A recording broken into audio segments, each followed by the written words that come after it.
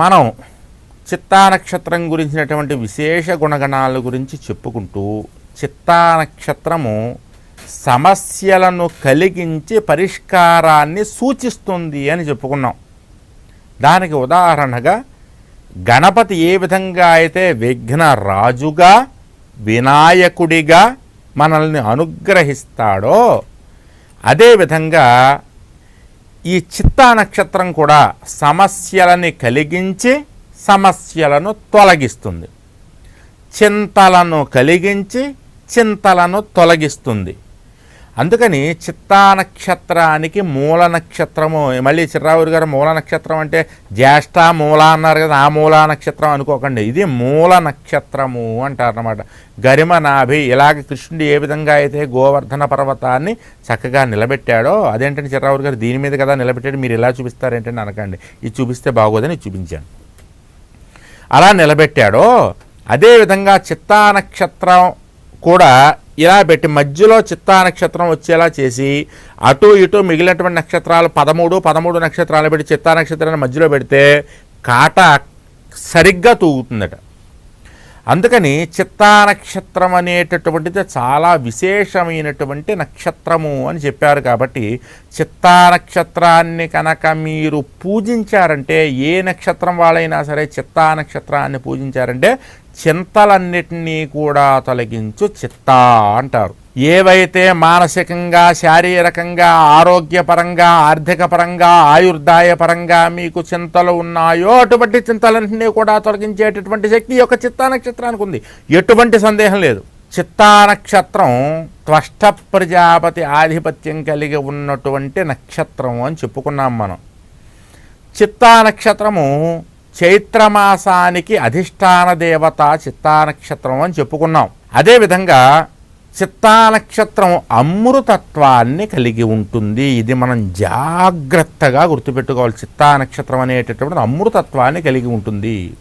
అమృతత్వాన్ని కలిగి ఉండటం ఏమిటండి అంటారేమో, చైత్రమాసంలో శుద్ధ పాడ్యం రోజున మనం ఏం చేస్తాం, ఉగాది పచ్చడి తింటాం. దాన్నే నింబ కుసుమ భక్షణము అంటారు. నింబ కుసుమం, నింబ వృక్షం అంటే మన వాళ్ళు చెప్తారు సదా నింబ వృక్షస్య మూలాధివాసాత్ అని చెప్పి షిరిడీ సాయిబాబాకి చెప్తారు చూసారా. నింబ వృక్షము అంటే వేప చెట్టు, నింబ కుసుమము అంటే వేప పువ్వు, భక్షణము అంటే వేప పువ్వుని తినడం. ఎలా తింటారు మన వాళ్ళు, వేప పువ్వు, చింతపండు, మిరపకాయ, కారము, చేదు, పులుపు, వగరు, తీపి అన్నీ వేసి 6 రుచులు కలిపి షడ్రుచోపేతముగా, షడ్రసము షడ్రుచులు అంటారన్నమాట. షడ్రసోపేతంగా దాన్ని ఉగాది పచ్చడి తీసుకోమని చెప్తారు. ఉగాది రోజున ఉగాది పచ్చడి ఎందుకు తీసుకోవాలి అంటే, చిత్తా నక్షత్రంలో పౌర్ణమి వచ్చేటటువంటి మాసము చైత్రమాసము కాబట్టి సృష్టికి, ఉగాదికి, యుగానికి ప్రారంభ సమయము ఆ చైత్రశుద్ధ పాడ్యమి కాబట్టి ఆ చైత్రశుద్ధ పాడ్యమి రోజున కనుక అమృతత్వాన్ని కలిగించేటటువంటి షడ్రుచులు కలిగి ఉన్నటువంటి నింబకుసుమ భక్షణం అంటే వేప పువ్వు పచ్చడి కనుక తిన్నామంటే ఆయుర్దాయము వృద్ధి అవుతుందట, ఆరోగ్యం వృద్ధి అవుతుందట.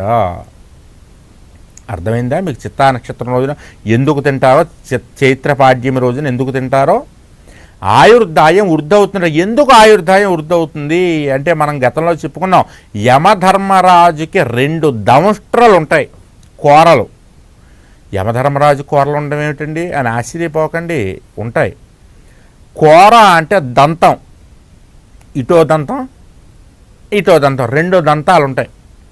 అవి ఏమవుతాయి అంటే, ఈ 2 దంతాలు కూడాను చైత్రమాసంలో వచ్చేటటువంటి వసంత నవరాత్రులు వస్తాయి చూసారా, ఆ సమయంలో ఒక కూర బయటికి ఇలా వస్తుందిట, ఇలా కనపడుతుంది, బయటికి ఇలా వస్తుంది అనమాట. అప్పుడు ఏమవుతుందంటే, కూరకు ఉండటం లక్షణం ఏమిటాయి అంటే, అది ప్రాణాలని కోరుతుంది. దానికి అది ప్రాణాలని కోరుతుంది కాబట్టి దాన్ని కూర అన్నారు. ప్రాణాలు కావాలంటుందట. అప్పుడు విశేషమైనటువంటి అంటువ్యాధులు రావడము, విశేషమైనటువంటి ప్రమాదాలు జరగడము, విశేషమైనటువంటి జన నష్టం జరగడము జరుగుతుంది. ఆ కోర కోరుతుంది ప్రాణాలని, అందుకని చాలా జన నష్టం జరుగుతుంది, చనిపోతారు చాలామంది. తర్వాత వసంత ఋతువు అయిపోయే సమయం ఆ కూర లోపలికి వెళ్ళిపోతుంది.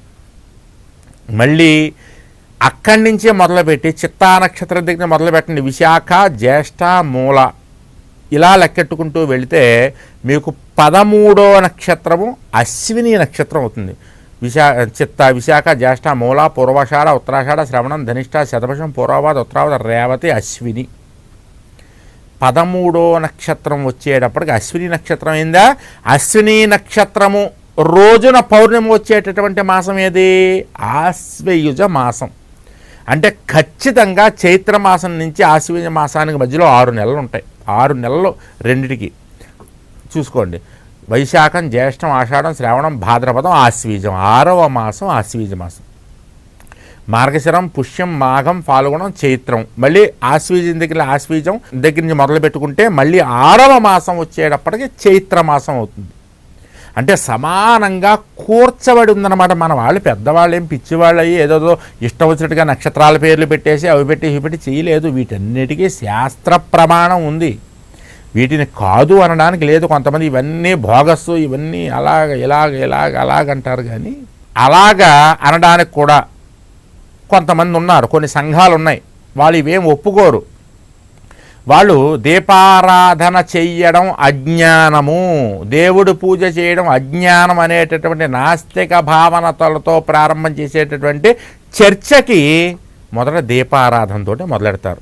ఇవన్నీ పేపర్లో కూడా వచ్చింది. వాళ్ళు మొదలెట్టిందే చర్చ దేని గురించి అంటే ఇవన్నీ అజ్ఞానం, దీపారాధన చేయడం అజ్ఞానం, పూజ చేయడం అజ్ఞానం, దేవుళ్ళు లేరు అనేటటువంటి వాళ్ళు ముందు జ్యోతి ప్రజ్వలన చేసే మొదలెట్టారు పాపం ఆ కార్యక్రమాన్ని కూడా. అలాగేంటంటే మన వాళ్ళు పెద్దవాళ్ళు ఏదైనా సరితూకంతో చెప్పారు. వీటిని మనం అర్థం చేసుకోలేక పిచ్చివాళ్ళం అయిపోతున్నాం అంతే. అవి కాదు, ఇవంతా అబద్ధం అంటున్నాం. అందుకని మనం చేసేది ఏంటయ్యా అంటే ఏదైనా పెద్దవాళ్ళు చెప్పినటువంటిది గుడ్డిగా పాటించేయడమే, తప్పేమీ లేదు. అదేంటంటే గుడ్డిగా ఎలా పాటిస్తామని అంటారేమో, దాన్ని వివరణ విలువ తెలుసుకుని గుడ్డిగా పాటించేసేయండి. పెద్దవాళ్ళు ఏం మనకి శ్రేయస్సు కోరే చెప్పారు తప్ప మనల్ని పాడు చేయాలని వాళ్ళు ఏం చెప్పలేదు ఎప్పుడు కూడా. పెద్దవాళ్ళు పిల్లల్ని ఎందుకు పాడు చేయాలని చెప్తారు? వంశం బాగుండాలని కోరుకుంటారు, మనం బాగుండాలని కోరుకుంటారు.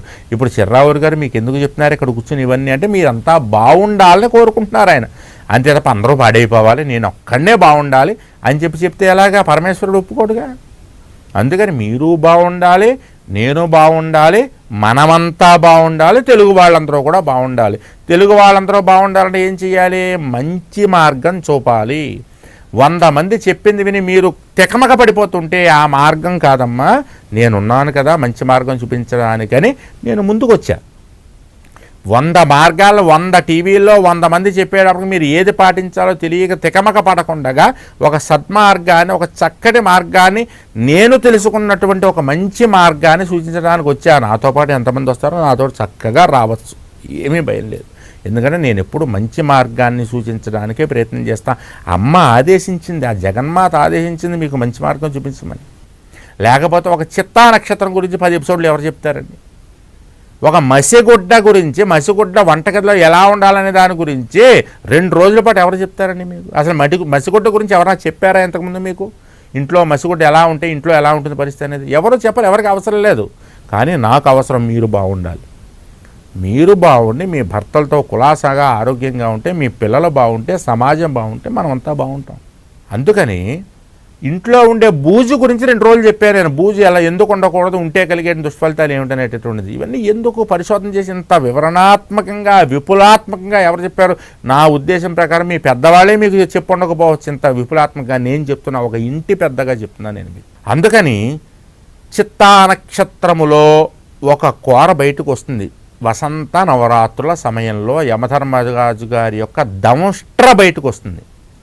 కొన్ని ప్రాణాలను తీసుకుపోతుంది, అది లోపలికి వెళ్ళిపోతుంది. మళ్ళీ ఖచ్చితంగా 6 మాసములకు మనకి మాసాలు ఉన్నాయి. చైత్రమాసము, వైశాఖ మాసము, జ్యేష్ఠమాసము, ఆషాఢమాసము, శ్రావణమాసము, భాద్రపద మాసము, ఆశ్వీజ మాసము, కార్తీక మాసము, మార్గశీర్ష మాసము, పుష్యమాసము, మాఘమాసము, ఫాల్గుణ మాసము, 12 మాసాలు. పిల్లలకి ఇవన్నీ నేర్పండి, వాళ్ళకి నోటికి రావాలి. 60 సంవత్సరాలు ఉన్నాయి మనకి. ప్రభవ, విభవ, శుక్ల, ప్రమోదూత, ప్రజోత్పత్తి, ఆంగీరస, భావ, యువ, ధాత, ఈశ్వర, బహుధాన్య, ప్రమాది, విక్రమ, హేవళంబి, విళంబి, వికారి, శార్వరి 60 ఉన్నాయి. ప్రభవ దగ్గర నుంచి మొదలు పెడితే క్షయ వరకు ఉన్నాయి. ఇవన్నీ పిల్లలకి నేర్పాలి. మా చిన్నప్పుడు నేర్పారు, మాకు కూర్చోబెట్టి నేర్పేవారు. ఎలా నేర్పేవారు తెలుసా? వీపు వాచిపోయేది. మా తాతగారు తీసుకుపోయేవారు నన్ను గోదావరి దగ్గరికి. నడనేవారు, ఆయనకి కనపడకుండా తిరిగేవాడిని నేను. ఎందుకు వచ్చిన బాబు ఈయన ఎప్పుడు చూసినా ఏదో ఒకటి చెప్పమంటే మనకేమో నోరు తిరగదు. మహా మొద్దు, నాకు నాలుక సరిగ్గా తిరిగేది కాదు చిన్నతనంలో, మాట్లాడడానికే ఇబ్బంది పడేవాడిని. అటువంటి సమయంలో మా తాతగారు గోదావరికి తీసుకుపోయేవారు. నన్ను తీసుకుపోయి కూర్చోబెట్టేవారు. ఇంతంత గులకరాళ్ళు ఏరేవారు. ఇంతంత గులకరాళ్ళు, ఒక 7-8 గులకరాళ్ళు ఏరి ఆనమనేవారు. నోట్లో పెట్టేసేవారు గులకరాళ్ళన్నీ, ఒక 7-8 గులకరాళ్ళు ఇంతంత పరిమాణం ఉండేవి. గులకరాళ్ళు పెట్టేసి చెప్పు విశ్వక్సేనుడు, చెప్పరా చెప్పు విశ్వక్సేనుడు. మామూలుగానే విశ్వక్సేనుడు అని సరుడు అనేవాడిని. ఇంకా నోటి నిండా గులకరాలు పెడితే ఏమైంది, ఇంకెలా పలుకుతుంది? చింత బరికోటి తీసుకునేవారు. ఎంత ఉండేది చింత బరిక, లేకపోతే తాటి కమ్మ. చిన్న చిన్న తాటి చెట్లకి తాటి కమ్మలు ఉంటాయి. ఒకవైపు ముళ్ళు అటు ఇటు ఇలా గగ్గుల్లాగా ముళ్ళు ఉంటాయి. దాన్ని పెట్టి కొట్టి ఇలా లాగితే వీపు చీరేస్తుంది అనమాట. అది పెట్టి కొడుతూ ఉంటే వీపు మీద నా సామిరంగా అయ్య బాబోయ్ తలుచుకుంటే ఇప్పటికి కూడా ఆ నొప్పి నాకు గుర్తుంది. చెప్పు విశ్వక్సేనుడు, తక్షకుడు, రాక్షసుడు, శిక్ష. చెప్పమంటే అది మనకు వచ్చే శిక్ష అంటే శిక్ష అనేవాడిని. శిక్ష ఏమిటి అని మొహం తాగలే అయ్యా, కర్ర తీసుకుని పట పట పట కొడు శిక్ష అను. మామూలుగానే వచ్చేది కానీ గులకరాళ్ళు నోట్లో వచ్చేది కాదు. కొట్టి కొట్టి కొట్టి ఆ కర్ర ఎలా అయిపోయేదంటే ఒక బ్రష్ ఎలా అయిపోతుంది అలా కుచ్చుల కింద అయిపోయేది. అంతలా కొట్టేసేవారు. కొట్టేసి ఆ గులకరాళ్ళు పెట్టేవారు. అయిపోయింది వేటకి నాడు అయిపోయింది, ఇంటికి నాడు అనేవారు. తర్వాత రోజు పొద్దున్నే మళ్ళీ 5 అయ్యేటప్పుడు లేచి నడు గోదావరికి. ఆయన కూడా రే నీ కర్ర నువ్వు తెచ్చేసుకో అనేవారు. చక్క 2-3 కర్రలు తెచ్చుకుంటే వాటితో కొట్టి పెట్టేవారు అనమాట మమ్మల్ని. నీ కర్ర నువ్వు తెచ్చేసుకో అనేవారు. మేము కర్రలు పట్టుకెళ్ళాం అనమాట. అందుకు చిన్న చిన్న కర్రలు పట్టుకెళ్ళేవాడిని నేను. అందుకని ఆయన తెలిసి ఆయనే ఏర్పాటు చేసుకున్నాడు. పెద్ద పెద్ద కర్రలు ఆయనే ముందు ఉంచుకున్నాడు. వీడు చెప్తే చిన్న కర్రలు తెస్తున్నాడు. అయితే అలాగా గులకరాళ్ళు పెట్టి చెప్పి చెప్పి చెప్పి గులకరాళ్ళు నోట్లో ఉండగానే తక్షకుడు అనడం వచ్చేసింది. మొత్తానికి ఈ దెబ్బల భయానికి వచ్చేసింది. గులకరాళ్ళు తీసేస్తే ఏమవుతుంది, ఇంకా స్పష్టత వచ్చేస్తుంది. ఇప్పుడు నేను చెప్పుతూ ఉన్నటువంటి యొక్క స్పష్టత ఏదైతే ఉందో అదంతా మా తాతగారి యొక్క చలవే. ఆయన కొట్టి నా చేత చెప్పించారు కాబట్టి ఈరోజు ఇంత స్పష్టంగా క్రిస్టల్ క్లియర్ వాయిస్ అంటారు చూసారా, ఆ విధంగా అందరికీ అర్థమయ్యేలా చెప్పగలిగేవాడిని. చిన్నప్పుడు చాలా స్పీడ్గా మాట్లాడేసేవాడిని నేను. ఎంత స్పీడ్గా అంటే నేనేం మాట్లాడుతున్నానో నాకే అర్థమయ్యేది కదా ఒక్కోసారి, అంత స్పీడ్గా మాట్లాడేసేవాడిని. ఇప్పటికీ అలా మాట్లాడుతూనే ఉంటారు. కానీ మా తాతగారు ఇలా చెప్పకూడదు, ఇలా మాట్లాడకూడదు, ఒక పద్ధతి అని చెప్పేసి అని చక్కగా నెమ్మదిగా మాట్లాడడం, ఎదుటి వాళ్ళకి అర్థమయ్యేలా మాట్లాడడం అనేటటువంటి ఆయన నేర్పినటువంటి సెలవే చెప్పుకోవాలంటే మహానుభావుడు ఎక్కడున్నా కూడా. అందుకని పూర్వకాలంలో పెద్దవాళ్ళు మనం బాగుండాలని చెప్పేవారు. 60 నక్షత్రాలు, ఈ 60 సంవత్సరాలు, 27 నక్షత్రాలు, 12 మాసాలు, 6 ఋతువులు, 16 తిథులు, ఇవన్నీ కూడా అందుకే పెట్టారు మన వాళ్ళు. 60 నక్షత్రాలు, 60 సంవత్సరాలు, ప్రభవ, విభవ, శుక్ల, ప్రమోదూత, ప్రజోత్పత్తి, ఆంగీరస, భావ, యువ, ధాత, ఈశ్వర, బహుధాన్య, ప్రమాధి, విక్రమ, హేవళంబి, విళంబి, వికారి, శార్వరి. చూడండి, ఇది ఒక్కొక్కటి పలుకుతూ ఉంటే స్వరపేటిక ఒక్కొక్క రకంగా పలుకుతుంది. 60 సంవత్సరాలు 60 రకంగా ఉండవు. ఈ 60 సంవత్సరాలని కనుక మీరు జాగ్రత్తగా గమనిస్తే మనకి అక్ష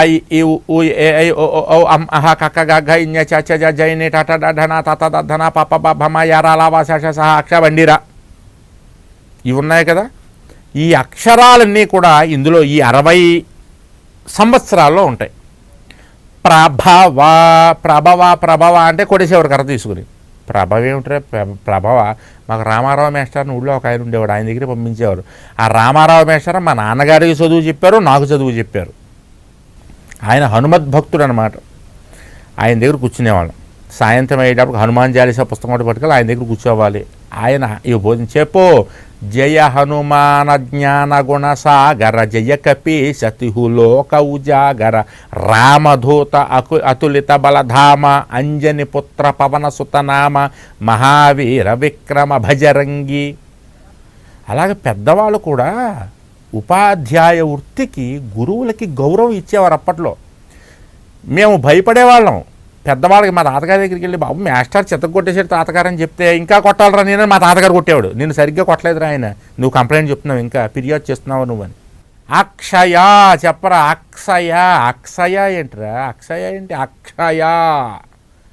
నిజంగా కనుక అలాంటి మేస్టర్లు ఊరుకొకడు ఉంటే ఈ రోజున మనం ఏ ఛానల్ పెట్టండి, ఎంత ప్రవచనాలు చెప్పేవాళ్ళని చూడండి, స్పష్టత ఉండదు. పెళ్ళి అనరా అంటే పెళ్ళి, పెళ్ళికి పిల్లికి తేడా లేదా?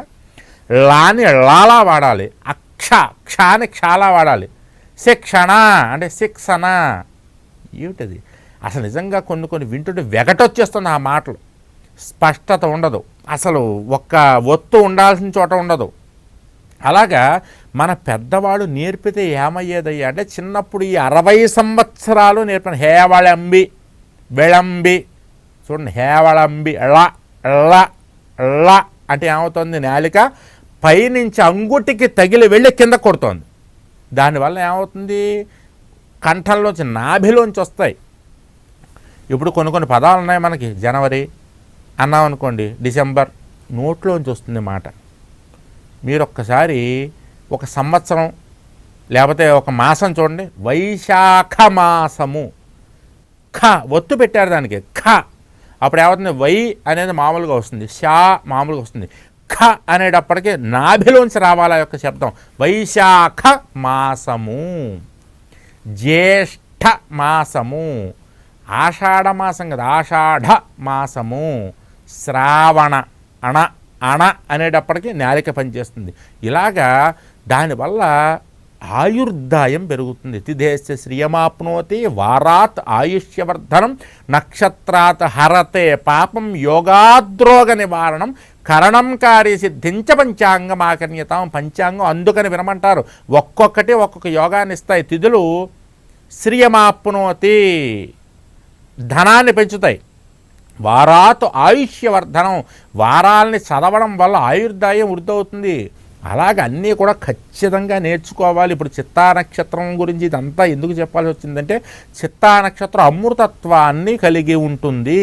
ఎలాంటి అమృతత్వాన్ని కలిగి ఉంటుంది అంటే, మనం చిత్తా నక్షత్రం చైత్రమాసంలో అమృతం ఏ విధంగా అయితే వేప పువ్వు ప్రసాదాన్ని స్వీకరిస్తామో అది ఆయుర్దాయాన్ని పెంచుతుందో, అదేవిధంగా ఎవరైతే సవ్యమైనటువంటి దారిలో వెళ్తుంటారో వాళ్ళకి ఈ యొక్క చిత్తా నక్షత్రం యోగించి తీరుతుంది. ఎలా యోగిస్తుంది? అమ్మా అన్నాం అనుకోండి, అమ్మ అకార మకారం, దాంతో అమృతత్వము. ఓంకారంలో ఏముందో చూడండి ఒక్కసారి. ఓం అంటారు కదా, దాన్ని విడదీస్తే అకార ఉకార మకారం, ఆ ఉ మా కలిపితే ఓం అయింది. అమ్మ, ఓంలో అకారం, మొదటిదేమో అకారం, ఆఖరిది మకారం, ఆ రెండో కలిపితే ఏమైంది? అమ్మ. ఓంకారానికి దగ్గర సంబంధం. మీరు ఒక్కసారి కనుక అమ్మా అని పిలిచారనుకోండి నోరు తెరిచి, అమ్మ అంటే అమృతత్వం గోచరిస్తుంది. మమ్మీ అన్నారనుకోండి, మమ్మీ అనేటటువంటి పదానికి ఆంగ్ల భాషలో ఒక అర్థం ఉంది. ఎండిపోయినటువంటి శవము, బాగా ఎండబెట్టి కుళ్ళబెట్టి మార్చబెట్టినటువంటి శవము. ఏ విధంగా అయితే మనం వడియాలని పెట్టుకుంటాము, వడియాలు ఎండబెట్టి దాచుకుంటాము, అదేవిధంగా ఇతర దేశాల్లో శవాల్ని దాచుకునేవారు. అలాగే ఒక రాజుగారు పోయాడు. ఇప్పుడు ఈజిప్ట్ ఉంది, ఈజిప్ట్లో ఎక్కువ మమ్మీలు ఎక్కువ ఉంటాయి. వాళ్ళు ఏం చేసేవారు? రాజులు చనిపోగానే వాళ్ళకు నమ్మకాలు ఉండేవి. అవి ఏమిటాయి అంటే, రాజు చనిపోయిన తర్వాత ఆ రాజు బతికుండగా వినియోగించినటువంటి వస్తువులన్నింటినీ కూడా సమాధిలో పెట్టేసేవారు. ఎందుకంటే ఆయన మళ్ళీ లోపల సమాధిలో తిరుగుతాడు. కొన్ని రోజుల తర్వాత ఆయన ఆత్మ తిరుగుతున్న ఆ వస్తువులను వాడుకుంటుంది. రాజుగారు ఉండగా ఏదన్నా ఒక పాన పాత్ర తాగేవాడిని కూడా, ఒక బంగారు గ్లాస్, ఆ గ్లాస్ను కూడా పెట్టేసేవారు అందులో. రాజుగారు పెట్టుకుంటే వజ్రాభరణాలు కిరీటాలు అన్నింటినీ పెట్టేసేవారు. మరి అవన్నీ సమాధిలో పెట్టినప్పుడు వాడుకోవడానికి రాజుగారు ఉండాలి కదా. అందుకని ఏం చేసేవారంటే శరీరంలో ఉండే రక్తాన్ని మొత్తం తీసేసేవారు. ముందు శరీరంలో పాడైపోయేటటువంటి కొన్ని పేగుల్ని లాగేసేవారు. లాగేసి కొన్ని రసాయనాల్ని శరీరంలో చొప్పించేవారు. అప్పుడు ఏమవుతుంది, ఎంతకాలమైనా కూడా కుళ్ళదు, ఎండిపోతుంది. ఏ విధంగా అయితే మనం మాగాయ మొక్కలను ఎండబెట్టుకుంటామో ఎండు ఒరుగులు అవుతాయో అదేవిధంగా శవాన్ని కూడా ఎండబెట్టేవారు. అంటే అర్థం ఏమిటంటే ఎండబెట్టినటువంటి శవము వీటన్నిటిని పట్టుకెళ్ళి ఆ సమాధిలో పెట్టేసేవారు. సమాధిలో పెట్టి మమ్మీ అని చెప్పి ఇలా కట్టేసేవారు. పెద్ద పిరమిడ్ అని కట్టేసేవారు. ఆ పిరమిడ్ల మీద కూడా యుద్ధాలు జరిగే వాటి కోసం. ఎందుకంటే పిరమిడ్లు కన్నా ఒకటి పగలగొడితే ఆ మమ్మీ పక్కనే ఈ బంగారు ఆభరణాలు, వజ్రాల ఆభరణాలు, రాజుగారి యొక్క ఆభరణాలు ఎన్నో ఉండేవి. వీళ్ళతో పాటుగా కొన్ని మట్టి బొమ్మలు కూడా పెట్టేవారు, సేవకుల బొమ్మలను కూడా పెట్టేవారు, సైనికుల బొమ్మల్ని. ఎందుకంటే వాళ్ళకి కావాలి, సైనికులు కూడా ఉండాలి దగ్గర. అందుకని ఈ మమ్మీ అంటే ఎండు శవము, ఎండు పీనుగా అని అర్థం. అందుకని అమ్మ అన్నారు అనుకోండి, అమృతత్వం. హాయ్ మమ్మీ అంటే చూడండి, అమ్మ అని అమృతత్వంతో పిలిచిన దానికి మమ్మీ అంటే ఎండు పీనుగా, ఓ ఎండు శవమా అని తల్లిని పిలిచిన దానికి ఎంత తేడా ఉంది గమనించండి. మనం కనుక అమ్మ అనేటటువంటి అమృతత్వమైనటువంటి దారిలో వెళితే కనుక చిత్తా నక్షత్రం మీకు యోగిస్తుంది, ఇంకా యోగిస్తుంది. అలాగనే మమ్మీ అంటే మా మమ్మీ ఎండు పీనుగు నాకు అని చెప్పి అలాగే పిలుచుకుంటాం అనుకున్నారనుకోండి, పిలుచుకోండి, తప్పు లేదు. చిత్తా నక్షత్రం అటువంటి విధానాన్నే కలిగిస్తుంది. అలాంటి మమ్మీ అంటావా, ఎండుపీనుగు అంటావా, తధాస్తు. సరే, నక్షత్రాలు యోగిస్తాయి, మిమ్మల్ని అనుగ్రహిస్తాయి. మీకు ఏం కావాలంటే అది ఇస్తాయి. చెడు కావాలంటే చెడిస్తాయి, మంచి కావాలంటే మంచి ఇస్తాయి. ఏది కావాలో తేల్చుకోవడం మన యొక్క లక్షణం, మన ధర్మం. దాన్ని బట్టే మీరు ముందడుగు వేయొచ్చు. అందుకని చిత్తా నక్షత్రం మనకి సవ్యమైనటువంటి మార్గాన్ని చూపిస్తుంది. అందుకని చిత్తా నక్షత్రాన్ని గరిమ నక్షత్రము అని పిలుస్తారు.